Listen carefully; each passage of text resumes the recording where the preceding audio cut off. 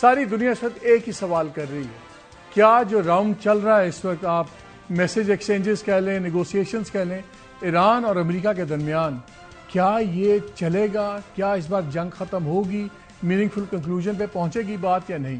اگر بیانات دیکھیں دونوں طرف سے بہت تیز بیانات آ رہے ہیں۔ ایرانین ریولوشنری گارڈز کے اسپوکس پرسن نے کہا کہ لگتا ہے امریکن اپنے آپ سے نیگوشیٹ کر رہے ہیں۔ آج بڑی سخت باتیں کی ڈونلڈ ٹرمپ نے۔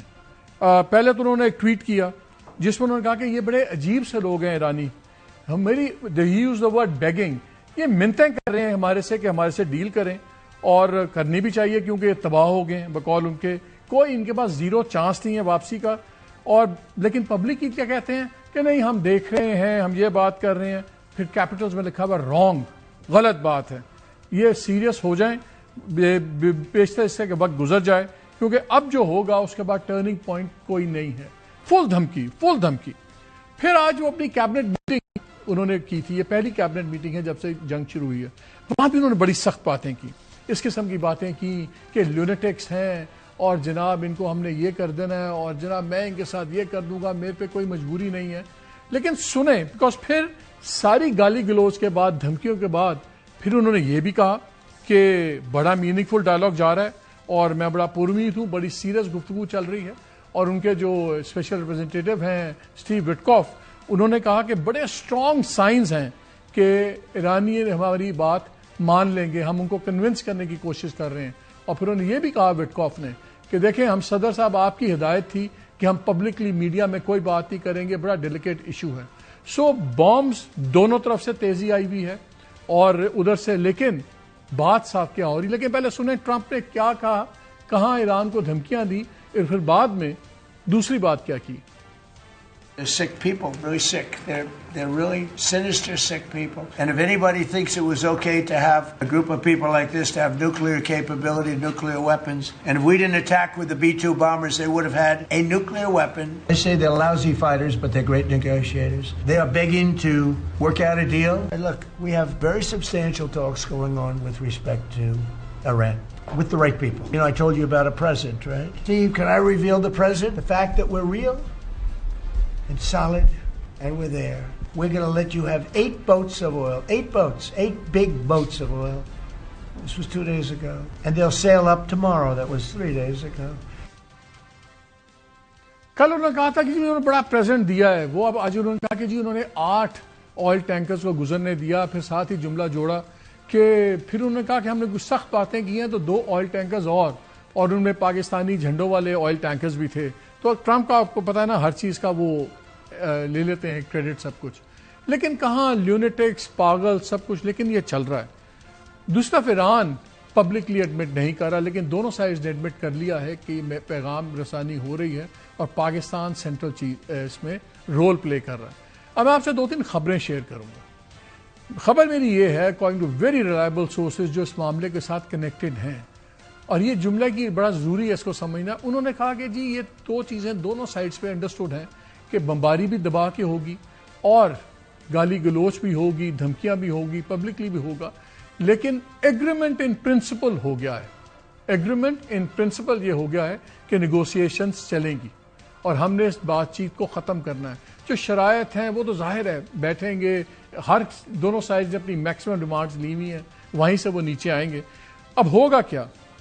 ہو سکتا ہے اگلے 24 گھنٹوں میں اطلاع یہ ہے کہ سیکنڈ ٹیئر ایک لیڈرشپ جو ہے ایران کی، وہ ایک ڈیلیگیشن اگلے 24 گھنٹوں میں پاکستان پہنچ جائے گا، اور پہلی لیول پہ سیکیورٹی کے لوگ آئیں گے، پھر سیکنڈ ٹیئر کے لوگ آئیں گے، اور اس کے بعد اگر پیغام رسانی سپیڈ پہ چلتی ہے تو پھر اس کے بعد جے ڈی وینس اور ایرانین فارن منسٹر کے درمیان میں ملاقات بھی ہوگی، لیکن وہ سٹیج 2 پہ ہے۔ یہ سٹیج 2 2 دنوں میں بھی آ سکتی ہے، یہ 10 دنوں میں بھی آ سکتی ہے۔ اب ڈائریکشن ٹھیک جا رہی ہے دونوں طرف سے، اسرائیل اور بھارت جو مرضی کرتے رہیں، اور کافی ایشوز آپ میڈیا میں بھی دیکھیں، پاگل پن چل رہا ہے، لیکن اب چیز ہو کیا رہی ہے؟ کیا چیز اس میں گن ڈال سکتی؟ ایک سلو ڈیولپمنٹ ہو رہی ہے، اور وہ ہے کہ جو ساتھ ہی انہوں نے بہت زیادہ ہیوی موبلائزیشن کی ہے گراؤنڈ ٹروپس کی۔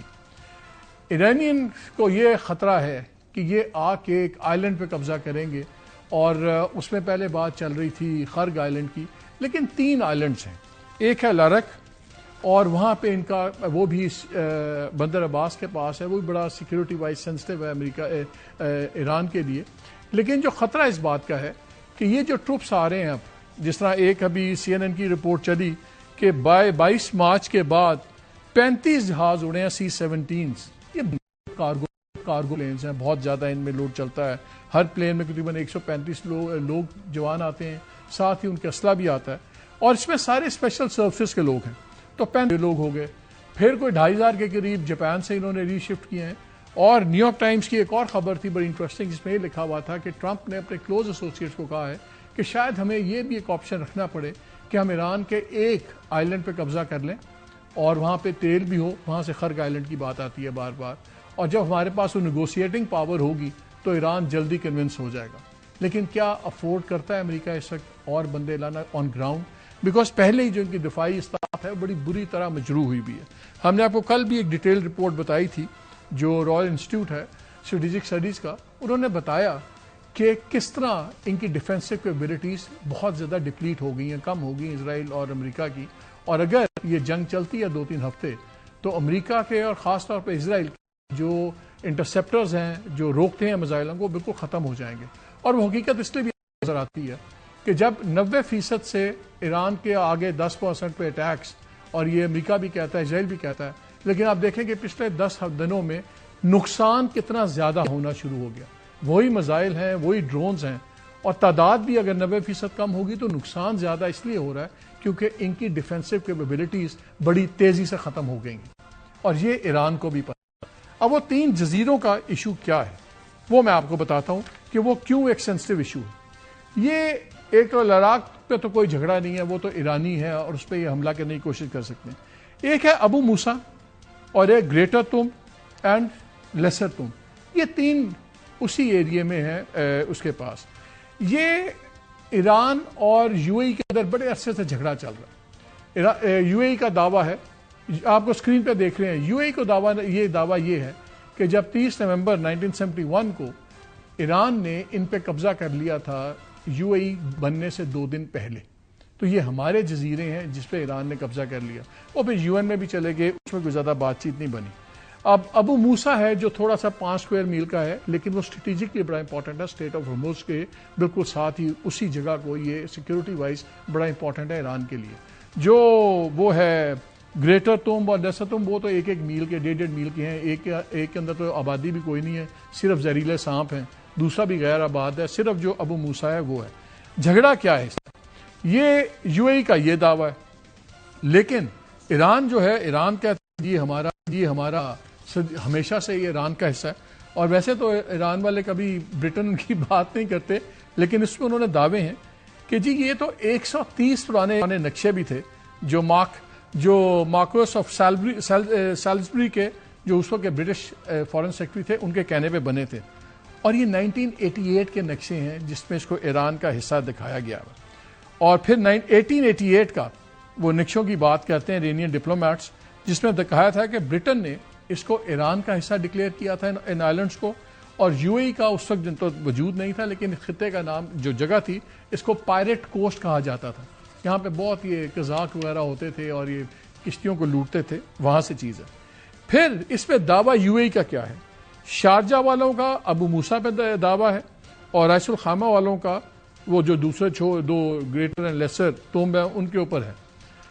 برٹن نے یہ ہسٹری میں آپ کو اس لیے بتا رہا ہوں کیونکہ اگر ان آئلینڈس پہ انہوں نے فوجیں لینڈ کی